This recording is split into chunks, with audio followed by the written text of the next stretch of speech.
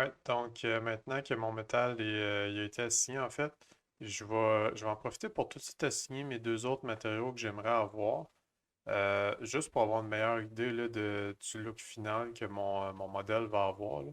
Donc, par exemple, moi, dans ce cas-ci, ma base est en bois. Donc, j'aimerais ça avoir une belle texture de bois pour accompagner ça. J'ai tout un choix ici, beaucoup moins de choix qu'il y a de métal. Mais en général, là, on prend tout ce qu'il faut pour ça. Fait que là, ben, tu sais, je peux juste essayer, voir, là, les essayer tout un après l'autre pour voir qu'est-ce qui fit le mieux. Soyez juste prudent, en fait, de pas, tu sais, de vraiment regarder un à la fois, là, de pas en avoir deux d'ouverts en même temps, parce que des fois, il y en a qui peuvent transmettre des informations au layer par-dessus, en fait, au matériel par-dessus dans le layer stack. Surtout des informations, en fait, là, de normales qui peuvent se transposer d'un matériel à l'autre. Donc, on peut tout simplement toutes les installer comme ça ici, là. Et ensuite, je vais toutes les cacher, je vais les regarder un à un, puis je vais regarder en fait la section qui m'intéresse, voir, voir tu sais, ce qui fait du sens, que je trouve beau. Donc, tu sais, celui-ci est pas mal. Lui, bon, ça fait un peu trop clean, là, un peu trop verni, donc je pense que je vais juste le supprimer. Deuxième ici aussi, c'est pas mal. Lui ici, le Woodchest Stylized, ce personnage, je l'utilise relativement souvent pour ce style de travail-là. Ici, c'est bien, c'est peut-être un peu trop intense, là.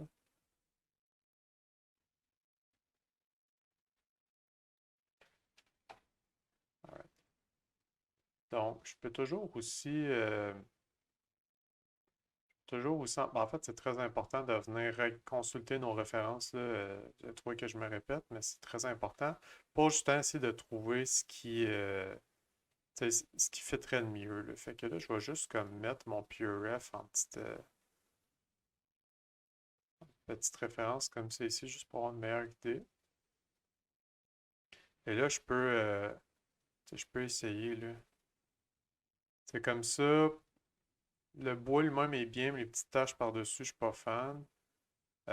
Bon, ici, c'est bien, mais les veines sont très, très intenses, là. Euh, Ça, ici, je pense que je vais l'enlever. Puis lui aussi. Donc, je pense que j'aime bien Wood Ship Old. Je peux le renommer tout de suite. Wood Base. Et pour l'instant, ça va être suffisant. Je vais venir le modifier plus tard. Avancer, évidemment, là, je vais venir mettre mes masques. Donc, en mesh fill, là, comme je vous ai montré plus tôt. Et voilà, donc, oh, j'ai oublié celui-là. Et voilà, donc, mon bois est assigné. Je pourrais revenir travailler ce matériel-là plus tard. Donc là, la dernière section dans mon cas que je voudrais avoir, ce serait les poignées ici, là. J'aimerais ça leur donner un petit look un peu comme petit look différent, là, un peu comme s'il y avait eu de la bourrure, là, peut-être en caoutchouc, quelque chose pour protéger les mains. Donc ça, encore une fois, je peux venir fouiller dans mon stack puis essayer des affaires jusqu'à temps que je trouve ce que j'aime, là. Dans mon cas, je pense qu'on va y aller avec... on va y aller peut-être pas avec ce plastique-là, mais on va y aller avec euh, du plastique. Laissez-vous pas trop intimider par les couleurs, en fait, là. Tout est modifiable. C'est sûr, essayez de sélectionner des matériaux qui se rapprochent le plus de ce que vous avez, là, mais donc c'est ça, tu sais, laissez-vous pas intimider par ça. Surtout la couleur, en fait, c'est genre, c'est un des paramètres les plus faciles là, à changer dans la substance, là. Donc, tu sais, malgré le fait qu'on a plusieurs plastiques de couleurs différentes, concentrez-vous peut-être plus sur le look que vous voulez que ça aille là, au niveau des réflexions, puis peut-être au niveau du type de dégâts là, qu'il y a sur le plastique en question.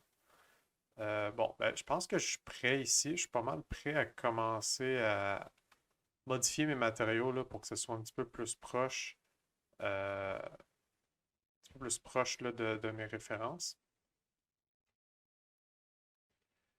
Donc, justement, en parlant de référence, je pense que je préférerais aller dans quelque chose d'un peu moins rouillé que ça, là, d'un peu moins vieux, puis mis à la merci des éléments que ça.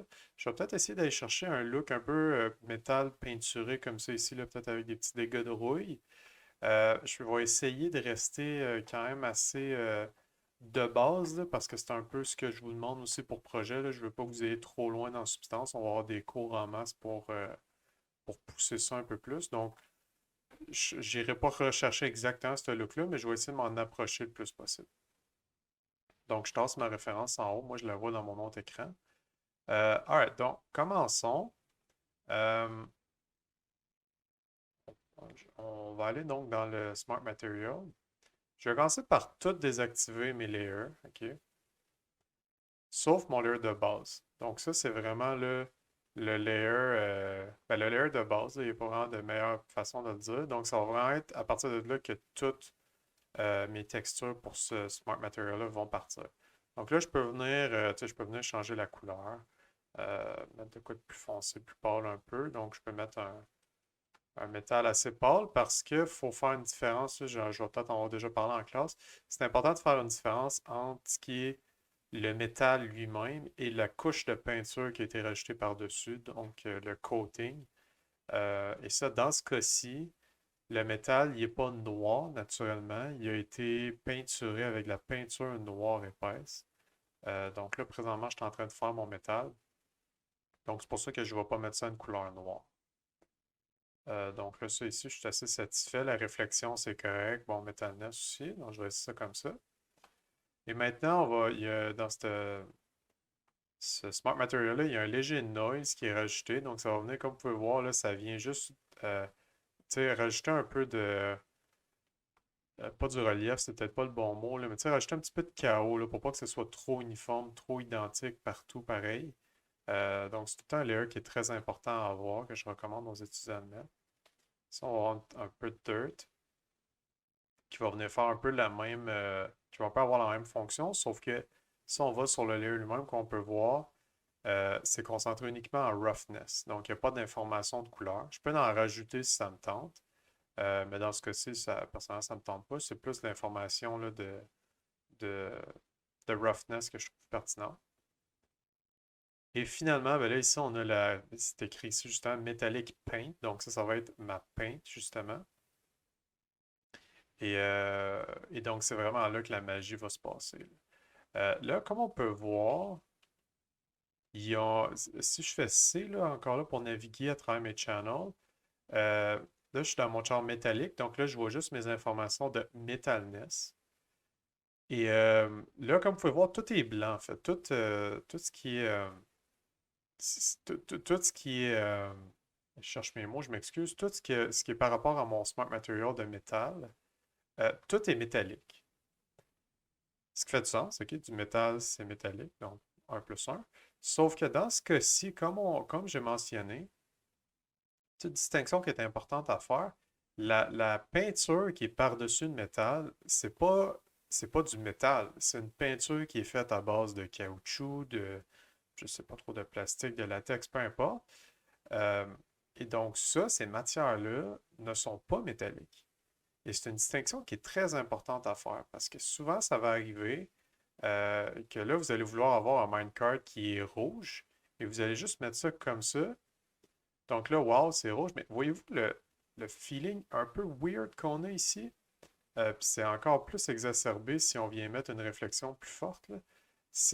C'est vraiment bizarre, ça fait pas naturel. Tu sais, comme on peut voir ici là, sur les roues, c'est vraiment apparent. C'est weird, ok? C'est weird. Puis pour le premier projet, là, le minecart, si vous me remettez de quoi comme ça, je ne vais pas chialer. Mais à mesure qu'on va avancer dans la session, là, ça, je veux vraiment tuer ça dans l'œuf. Je veux que vous fassiez ces erreurs-là dans mon cours puis que vous les fassiez plus jamais après. Donc, si jamais vous voulez mettre un layer de couleur par-dessus quelque chose de métallique, il faut aller regarder la composition un peu de cet élément-là. Donc, probablement que cet élément-là a été peinturé. Dans ce cas-ci, on sait qu'il l'a été. Donc, ce que je vais venir faire, c'est que je vais venir activer mon layer métal. Et là, comme on peut voir, là, juste, il y a déjà une différence aussitôt que je l'active, parce que quand je l'active, lui, il se met automatiquement à 0. Donc, c'est ça, c'est que lui, il se met automatiquement à 0, mais si je viens le mettre à 1, ben là, comme on peut voir, on vient rechercher là, le look un peu bizarre que j'avais là, juste avant que j'active mon channel Metalness.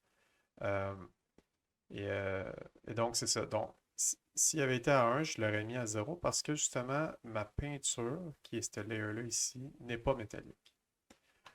Euh, Si vous avez de la misère à suivre jusqu'ici là, avec toutes les histoires de métallique, métalness, peinture pour peinture, stressez pas trop avec ça, là. Comme je vous dis, pour ce projet-là, je regarde pas trop ça. Je commence à comme semer des graines un peu là, pour commencer à en parler tranquillement pas vite. Si vous avez de la misère encore un peu à comprendre, là, c'est vraiment pas stressant, il n'y a pas y a pas de problème avec ça. Et dans le doute, contactez-moi. Donc, ceci dit, je veux pas que ma peinture soit rouge, je veux qu'elle ait un petit look un peu plus noir. Et là, si on vient voir ma référence, je travaille toujours à partir de ma référence, c'est pas noir noir, là. Tu sais, il y a beaucoup de valeurs de vert, de brun, ça c'est de la rouille, mais tu sais, peut-être même un peu de bleu. Donc, si jamais vous avez quelque chose qui est peinturé noir ou blanc, dans la vie, là, il n'y a rien qui est parfaitement noir ou blanc. Il y a toujours des petites nuances de couleur qu'on peut venir chercher. Et ça, c'est un peu le secret là, pour aller chercher un résultat le plus réaliste possible. En fait, c'est un des secrets. Donc, dans ce cas-ci, je voudrais quelque chose de noir, légèrement saturé. Donc là, comme on peut voir, là, ma saturation, ça va déterminer en fait à quel point c'est coloré ou non. Et là, comme on peut voir, là, plus je tasse ça vers la droite, plus c'est coloré. Donc ça, c'est un peu intense. Mais si je m'en viens ici, là, on a de quoi d'intéressant. Sauf que c'est rouge. Comme on a dit, moi, je cherchais plus des valeurs peut-être dans le vert ou bleu, là. Donc là, on peut venir jouer avec un autre slider qui est ici. Je peux venir jouer ici. Les deux sont pareils, font la même chose. Et là, je peux venir chercher une valeur qui se rapproche peut-être un peu plus de ce que je veux, là, justement dans du vert bleu. Donc ça, c'est intéressant, là. Là, je peux venir jouer encore. Et là, le troisième slider qui est intéressant, c'est en fait, ce que moi j'appelle là, le lightness. Si c'est pas le vrai mot, là, je suis pas capable de me rappeler c'est quoi le vrai terme. Mais ça, en gros, ça va contrôler à quel point votre couleur est claire ou foncée. Donc, c'est un peu given. Plus je m'en vais vers la gauche, plus c'est foncé. Plus je m'en vais vers la droite, plus c'est clair. Donc, en jouant avec ces trois sliders-là, ou bien tout simplement en se promenant ici dans l'espèce de petit viewport là, avec en maintenant clic gauche, on peut venir chercher des couleurs comme ça ici, venir chercher un peu plus là, des couleurs qu'on aime. Tu sais, ça, je trouve ça bien. Peut-être venir enlever un petit peu de saturation. Voilà, parfait. Donc, pour l'instant, ça va être suffisant.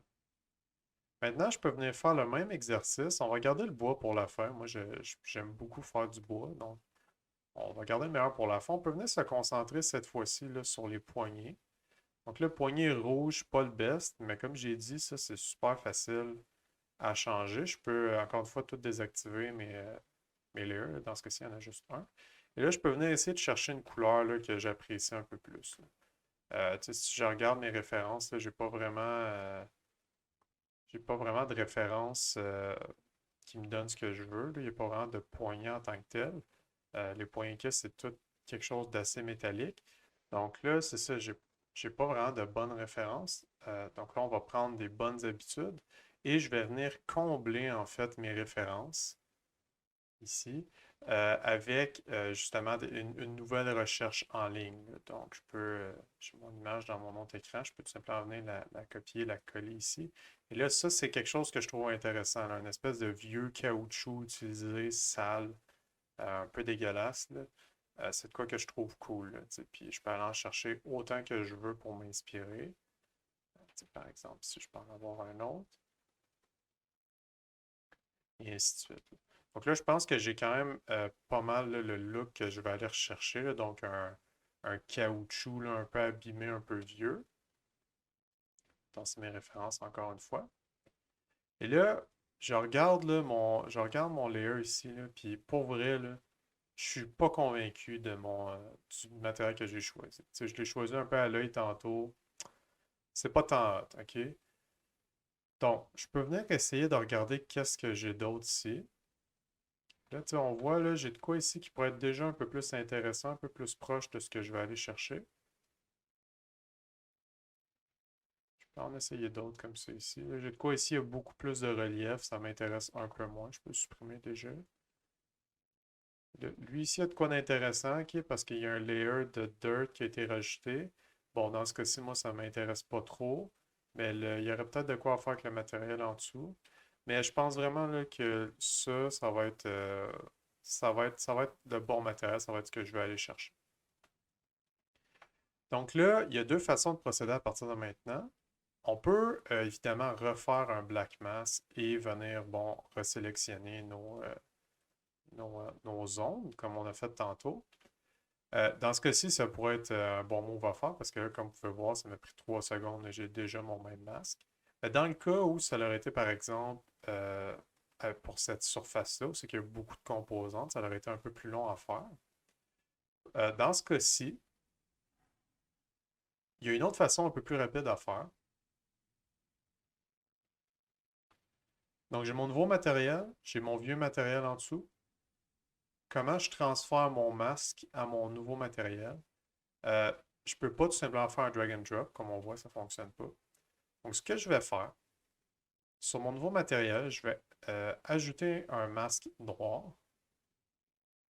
Je vais revenir sur mon vieux matériel, clic droit, copie masque. Je vais sur mon nouveau matériel, vous me voyez arriver, clic droit, paste into mask. Et voilà, comme vous pouvez voir, ça l'a tout appliqué. Et là, j'ai vraiment le même masque identique. Donc là, après ça, je peux supprimer l'ancien. Et là, ici, si je viens travailler un peu, ben là, comme on peut voir, j'ai ma nouvelle surface.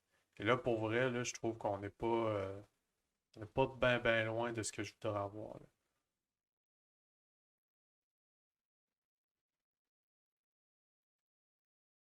Je vais venir modifier un peu mes valeurs. Au niveau de la roughness, metalness, puis la height, euh, pour vrai, je suis assez satisfait avec ce que j'ai présentement. Même les couleurs, c'était quand même assez bien. Fait que je pense que je vais le laisser comme ça. Et là, finalement, on arrive au dernier morceau, qui est le bois. Donc là, le bois, ça rajoute un petit défi supplémentaire parce que du bois, c'est veiné, ça a des veines. Et les veines vont pas nécessairement toujours aller dans le sens qu'on veut. Euh, comme par exemple, on a un super bon exemple ici. Tu sais, sur le côté, ça look. Tu sais, c'est déjà quand même assez bien. Mon bois, il est veiné dans le bon sens sur le long. OK? Il n'aurait pas coupé un arbre pour ensuite faire une poutre ça de long sur sa largeur. OK? Ils vont faire des poutres comme ça sur la longueur. Donc, on veut que les veines représentent ça. Là, j'arrive sur le côté ici, là, puis on a deux bons exemples, là. Mes veines ici sont à l'envers. OK? Je voudrais qu'elles aillent sur le côté, mais ils vont du bas vers le haut. Pareil pour l'espèce de triangle en haut ici. Et là, je regarde ça, puis même qu'au milieu, c'est la même chose. Puis en fait, tous mes triangles sont identiques.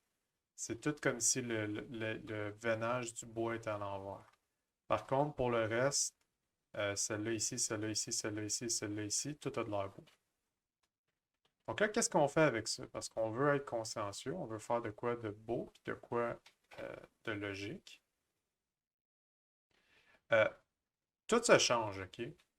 Et là, comme vous pouvez voir, le matériel de bois ici il est beaucoup plus complexe que celui-là de métal, mais le principe est le même. Donc là, pour l'instant, on ne se préoccupera pas trop des veines, mais on va y revenir. Pour l'instant, mon but, ça va être d'aller chercher un look cool, OK, qui ressemble encore une fois à ma référence ici. Donc, je vais commencer par travailler là-dessus. Donc, encore une fois, je vais pouvoir venir ici tout désactiver mes différents matériaux. Voilà. Donc là, ici, j'ai ma base. Donc, des fois, il y a des matériaux de même qui sont un peu différents, ok, qui ont des fonctionnalités un peu différentes. Donc là, ici, dans ce cas-ci, comme on peut voir, euh, je ne peux pas changer la couleur, je peux juste comme changer l'intensité, on dirait. Vous l'avez peut-être vu, c'est parce que la couleur, dans ce cas-ci, n'est pas gérée sur le layer lui-même, mais plutôt sur un filtre qui a été appliqué sur le layer. Donc là, si je viens cliquer sur le filtre en question, Là, comme on peut voir, j'ai mes couleurs. Et c'est ici vraiment que je vais pouvoir venir jouer avec ça. Donc là, si je viens changer ça pour mettre ça à des valeurs qui n'ont pas rapport, comme on peut voir, ça l'affecte mon résultat. Voilà. Donc, je vais je vais pas mettre ça à ces couleurs-là. Je peux venir chercher des couleurs que je trouve qui fait très bien, qui recherchent un peu le look que je veux. On était déjà quand même pas loin à la base, donc je vais pas faire des gros changements. Peut-être aller désaturer légèrement, rendre ça un petit peu plus foncé. Et pour mon layer de base, ça serait pas mal fini, sauf que quand je regarde, il y a une espèce de, comme on peut voir, une espèce de petit noise ici, là, qui provient de ma normale, en fait. Donc, si je désactive ma normale puis ma height, euh, vous voyez, même encore là, on dirait que c'est pas causé par ça.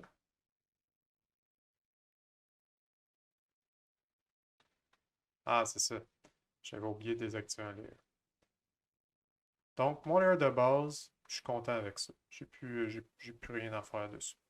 Là, je vais venir travailler sur mon prochain layer qui s'appelle la Secondary Color. Et là, même encore là, c'est quand même bien. Là. Encore là, j'ai pas grand-chose à faire. On peut voir, il y a encore un filtre sur que la couleur est gérée, un petit peu moins instinctif, mais pas énormément plus complexe. Et là, je peux venir jouer juste avec ma saturation, avec ma lightness, et venir chercher une couleur que j'aime. Et là, ici, ce qu'on a de différent, c'est qu'on a des masques avec lesquels je peux venir jouer aussi si ça me tente. Donc, quand que je viens cliquer sur le masque, c'est là ici aussi que je vais pouvoir venir jouer en cliquant ici avec les paramètres de mes masques. Donc, venez mettre euh, le résultat un peu plus intense ou non. Évidemment, ne travaillez jamais trop collé sur votre surface parce que vous allez perdre de vue le modèle au complet. Là. Donc, vous pouvez venir jouer avec ça. C'est plein de sliders, fait qu'on peut. Vous n'avez pas besoin de comprendre ce que tout fait. Pour l'instant, je veux vraiment que vous fassiez juste vous amuser un peu avec le logiciel. Et je poursuis mon chemin. Donc là, j'ai mes fibres. Les fibres sont belles, mais je trouve ils sont un peu trop profondes. Je ne sais pas si vous voyez, là, mais euh, ça vient vraiment créer là, En fait, la profondeur est correcte. Je pense que c'est la couleur, vu que c'est beaucoup plus pâle, on dirait que c'est vraiment ça vient vraiment renforcer en fait le fait qu'ils sont enfoncés, puis j'aime pas ça. Donc, je vais venir modifier ça ici avec mon paramètre et je peux peut-être venir les mettre au contraire un petit peu plus foncé. Et là, je dois avouer que j'aime un peu plus le résultat que ça me donne. Donc, je pense que je vais laisser ça comme ça pour l'instant. Encore là, j'ai mon masque ici si je veux venir jouer avec, mais je ne suis pas obligé. Je continue mon travail. Maintenant, des grosses veines, ok, qui vont venir rajouter vraiment un petit peu plus de caractère à mon bois. Dans ce cas-ci, les veines elles-mêmes, les paramètres, je les trouve corrects.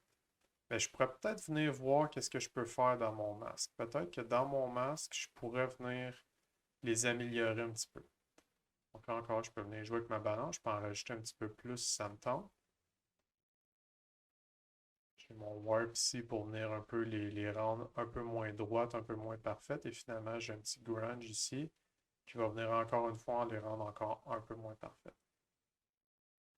Je continue mon chemin. Maintenant, qu'est-ce que ce layer-là il fait? Ce layer-là va vraiment venir rajouter de la couleur, rajouter du foncé par rapport à ma map de EO, de Ambient Occlusion. Donc, quand que je disais pourquoi c'est important, là, justement, de baker nos maps, c'est à cause de ça. C'est que si je n'avais pas de EO, ce layer-là ne serait pas capable d'aller chercher son information euh, pour venir mettre son information de couleur. Donc encore là, moi, je trouve ça quand même correct comme look. J'ai pas grand-chose à dire. Là, ici, si je veux, je peux venir jouer dans le générateur, qui est en fait le masque. C'est une autre façon de faire des masques qu'on va voir un peu plus tard en détail. Mais en gros, c'est un masque et encore là, c'est des sliders. Donc, je peux venir jouer jusqu'à temps que j'ai un look que je trouve intéressant. Voilà. Je continue mon chemin encore une fois. Et là, j'ai des détails de edge que personnellement, je trouve ça fait un peu dur. Je ne trippe pas trop. Donc, encore une fois, dans le HSL perspective, Je peux venir jouer un peu, aller chercher un résultat que je trouve intéressant. Peut-être venir chercher de quoi de un peu plus, un peu moins blanc en fait. Là, c'est très blanc. Je peux peut-être venir chercher un petit peu plus de saturation. Peut-être foncer un peu.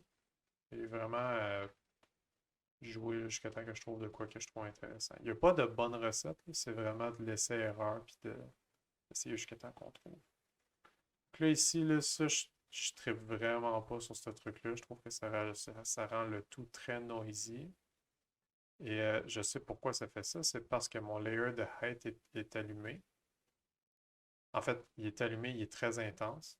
Et là, comme on peut voir, si je le désactive, là, ça vient rendre ça un peu moins noisy. Fait que je peux venir jouer un peu dans mes valeurs si je veux. Ou je peux tout simplement venir avec mon slider.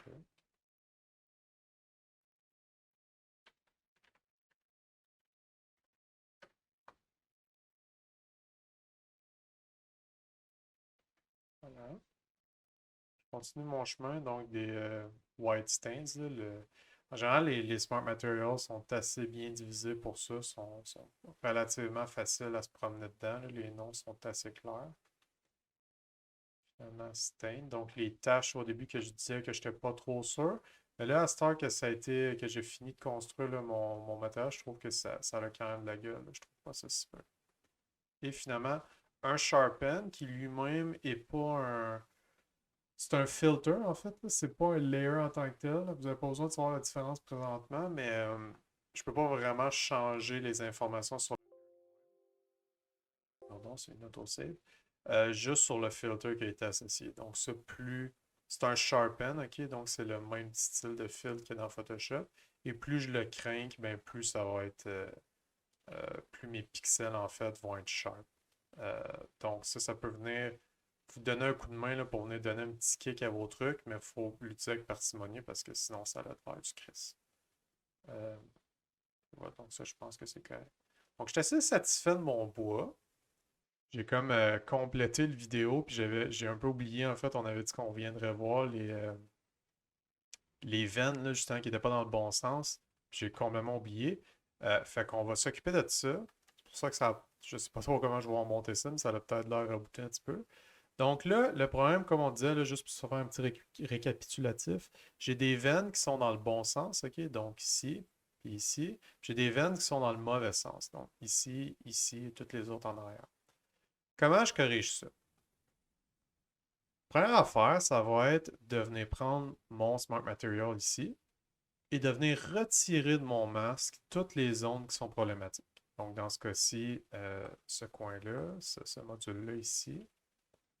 Ici, comme on peut voir, c'est peut-être difficile un peu, mais celle-là ici, les veines ne sont pas dans le bon sens. Pareil ici. Je vais voir en dessous. Ici, c'est correct. Ici, c'est correct. Ici aussi et ici aussi. Donc, j'ai tout enlevé ce qui faisait pas la forme. Maintenant, mon wood base, je vais le rappeler wood base, on va l'appeler horizontal. Je vais venir faire CTRL-C, CTRL-V en sélectionnant mon Smart Material. Et le deuxième, je vais l'appeler vertical. Peu importe le nom que vous donnez, c'est pas grave, c'est juste pour se retrouver. Donc le horizontal, c'est mon matériel qui était bon, entre guillemets, qui était dans le bon sens. Et le vertical, ça va être mon autre. Donc, je vais venir me mettre un black mask. Je vais venir en fait supprimer le masque que j'avais. Et là, je vais venir sélectionner les zones qui étaient problématiques tantôt.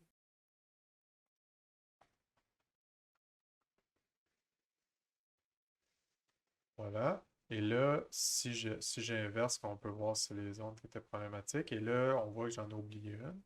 Donc là, si j'active les deux en même temps, toutes mes zones devraient être en bois. Et c'est le cas. Super. Donc maintenant, je vais désactiver celle-là juste pour que ce ne soit pas trop déconcentrant. Puis je vais venir travailler sur mon nouveau, sur ma copie en fait. Je vais venir tout désactiver, sauf ma base. Et là, je vais venir modifier mes matériaux un à un. Pour la base, c'est facile. Là, comme on peut voir, la base ici, il y a des informations justement de veines.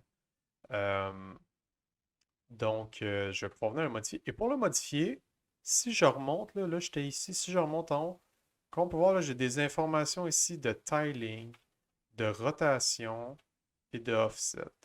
Comme vous avez pu voir, ce qui m'intéresse ici, c'est la rotation. Parce que si j'arrive ça à peu près à 90 degrés, ah, là, mes veines sont dans le bon sens. Donc, je peux venir tout simplement rentrer 90 degrés ici. Là, comme on peut voir, toutes mes veines sont maintenant dans le bon sens.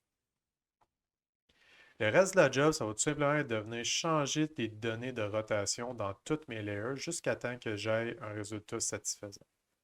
Donc, si je continue mon chemin, ici, encore là, j'ai des petits détails là, qui me tannent un peu. Donc là, je peux venir mettre 90 degrés. Mais oh, qu'est-ce qui se passe? Ça change absolument rien, là. Ma rotation présentement, là, comme on peut voir si je dézoome un peu ici, là, ma rotation, là, je vois aucune différence. Pourquoi? C'est parce que l'information que je veux changer dans ce cas-ci n'est pas dans le layer, elle est dans le masque. C'est une distinction super importante à faire. Mais le principe est identique, c'est juste que je ne vais pas venir changer la même chose.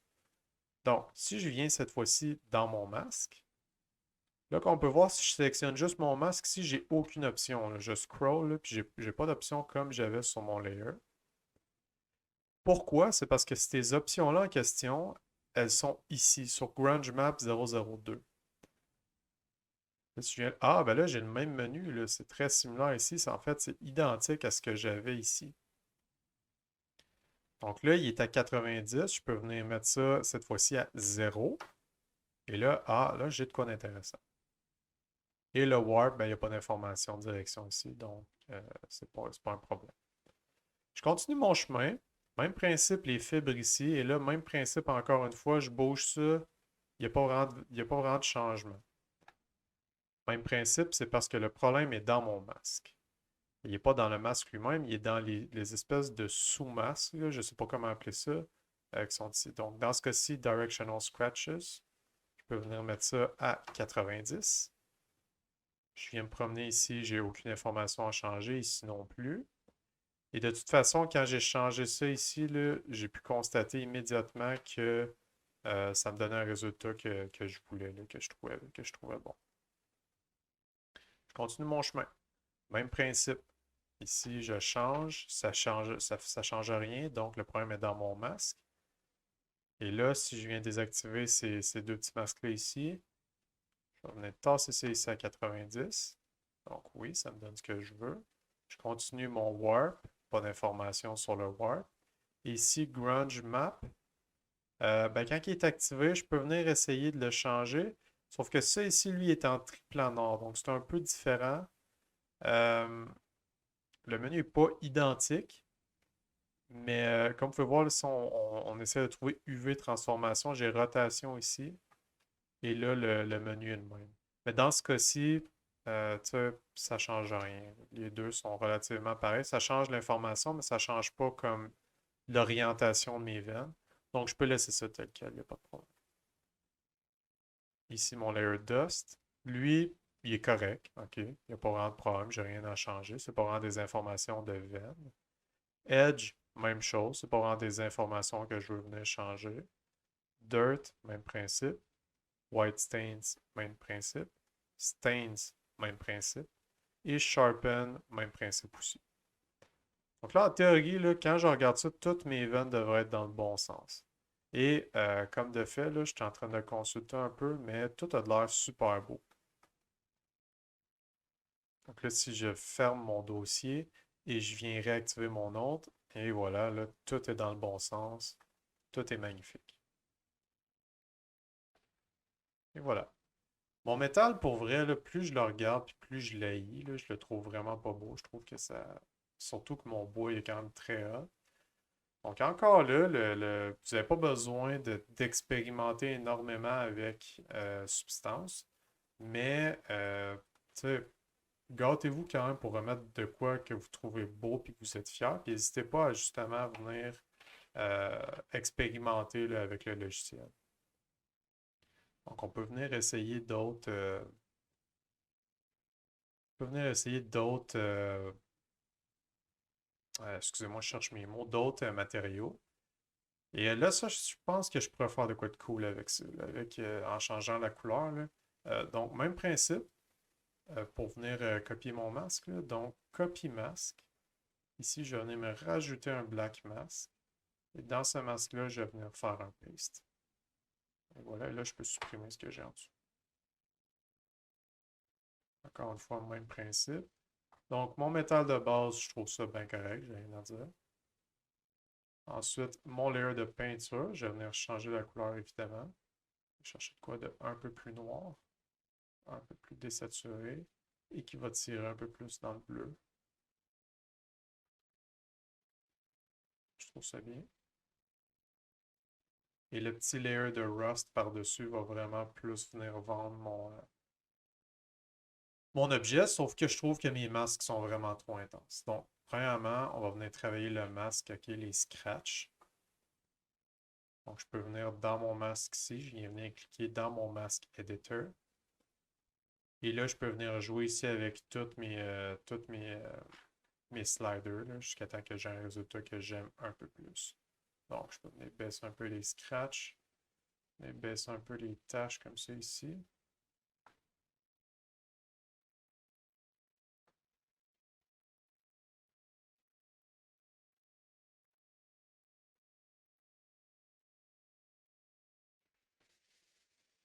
Ça, je pense que c'est bien. Même principe maintenant pour la rouille, là, c'est très très uniforme. Je ne trouve pas, il y en a vraiment beaucoup trop. Donc je vais venir tout simplement la baisser un petit peu en venant pardon, jouer dans mon masque.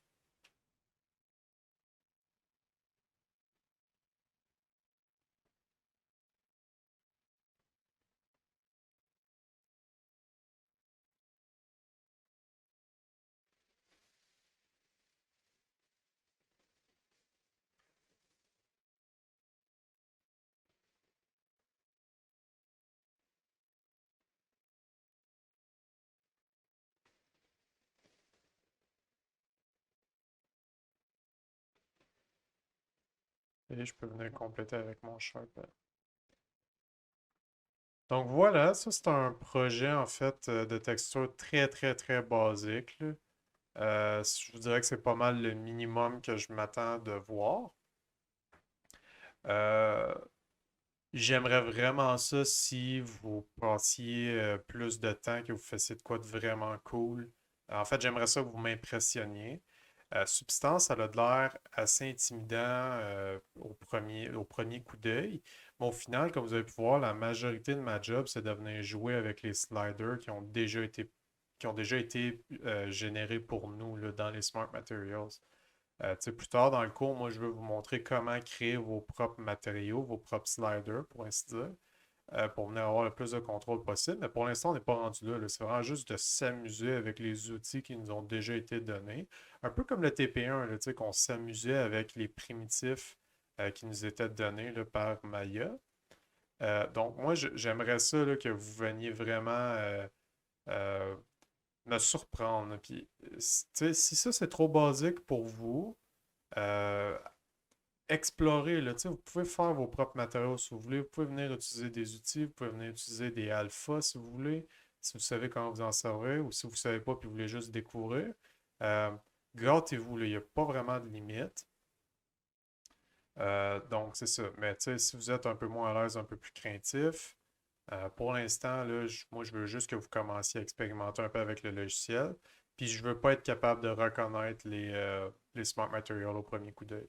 Puis, faites attention parce que j'ai un bon œil, donc soyez sûr de bien les modifier. Euh, Maintenant, ce qui va nous rester, ça va être de exporter tout ça. Je vais leur montrer en classe, mais je vais leur montrer au cas. C'est très simple, donc, dans File, Export Textures. Donc là, ici, je peux venir choisir où je veux les exporter. Donc, je peux venir ici dans mon dossier de TP3.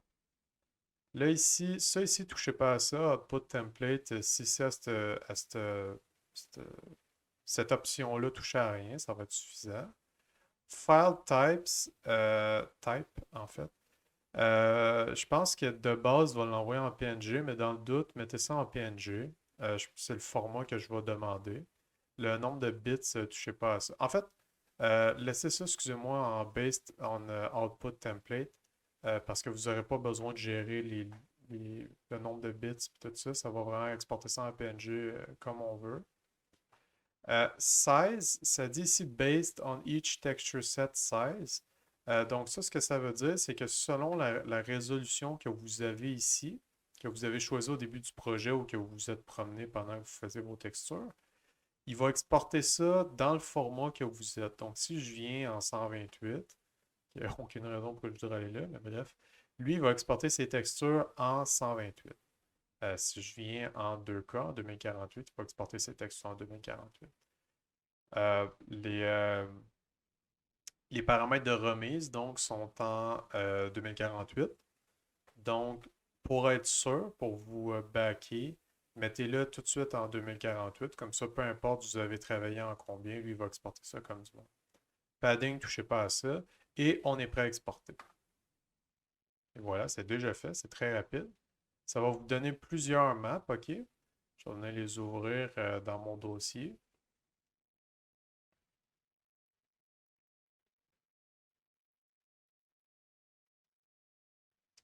OK, puis ça, et c'est pas... je pense que je n'avais pas sélectionné mon document comme du monde, donc je vais retourner ici TP Select. Donc là, ça devrait bien l'exporter. Et oui, je confirme. Voilà, donc ça, c'est toutes mes maps qui ont été exportées. Si je me mets en vision terminale, comme on peut voir ici, j'ai ma diffuse, base color, albedo, peu importe, c'est la même chose, donc mes couleurs. Ici, j'ai ma height map qui va vous servir à rien. Ici, j'ai ma metalness, métallique. Ici, j'ai ma ambiante occlusion qui aussi risque de vous servir à rien la plupart du temps, mais qui peut quand même être utile dans certains cas. Ma normale, où c'est que j'ai aucune information. Et ma deuxième normale, DirectX, c'est que j'ai toutes mes informations pertinentes. Faites attention à ça, OK? Il y a deux normales différentes. Et finalement, ma roughness avec mes informations de réflexion. Donc, quand on a pu voir la height map et la normale qui n'est pas DirectX, on peut les supprimer. On n'en aura carrément pas de besoin. On peut renommer ça selon la nomenclature du projet. Là, vite dans sur le coin d'une table, je ne m'en rappelle pas, mais ça va vous être communiqué. Et ensuite, vous allez être prêt pour votre intégration dans Sketchfab, qui va être une des modalités de remise. Ceci dit, ça conclut les vidéos tutoriels un peu là, sur ce TP-là. J'espère que vous avez apprécié. Et n'hésitez pas si vous avez besoin d'aide, si vous avez besoin de feedback, à me contacter. Et sinon, eh bien, bon projet.